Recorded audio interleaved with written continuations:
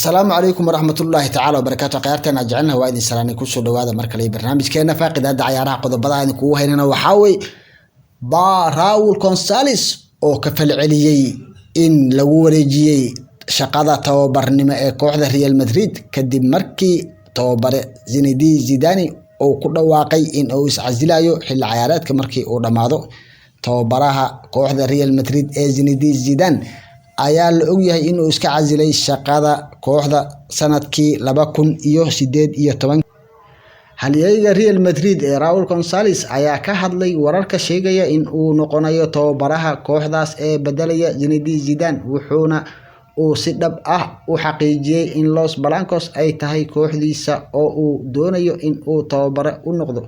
Zinedine Zidane ayaa ka tagi doona Real Madrid dhamaadka xilli ciyaareedka waxaana uu go'aankiisu u sheegay ciyaartoyda markii ay soo dhamaatay ciyaartii Chelsea ee semifinalka Champions League ay guuldarrada ka soo gaadhay warbaahinta Isbaanishka ayaa maalmahan ba ku waramaysay in Raul uu noqon doono bedelka Zinedine Zidane iyadoo uu haddana yahay macalinka kooxda da'da yar halkaas oo uu Zinedine soo maray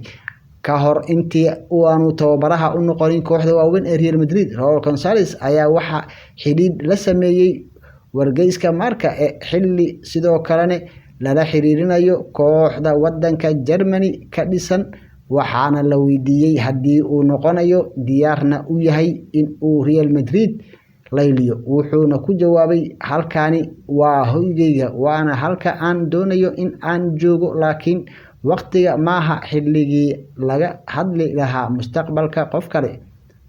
isagoo hadalkiisa sii wato waxa uu Raul sheegay in uu xirfad ahaan diyaar u yahay in uu noqdo tababaraha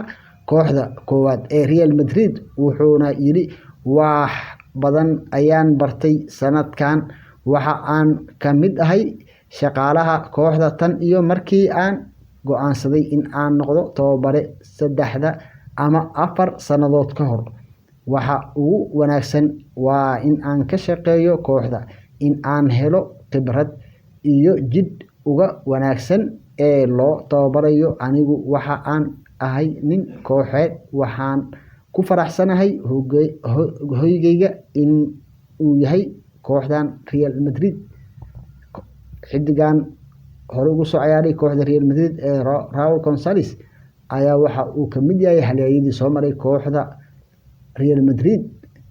inkastoo tababara Zinedine Zidane uu qaaday 3 champion oo isku xigto iskoorkaasna ay jirin cid asiga kaga horeysay ee hore u soo bisay macallin Zinedine Zidane ayaa waxa uu ka tagay kooxda Real Madrid 2018 asiga oo ah tababarihii qaaday xilligaas Champions League iyo horyaalka La Liga hase yeeshee tababara Zinedine Zidane ayaa si lama filaan ah waxa uu iskaga casilay shaqada kooxda Real Madrid kadib 18 bilood uu ka maqnaa kooxda oo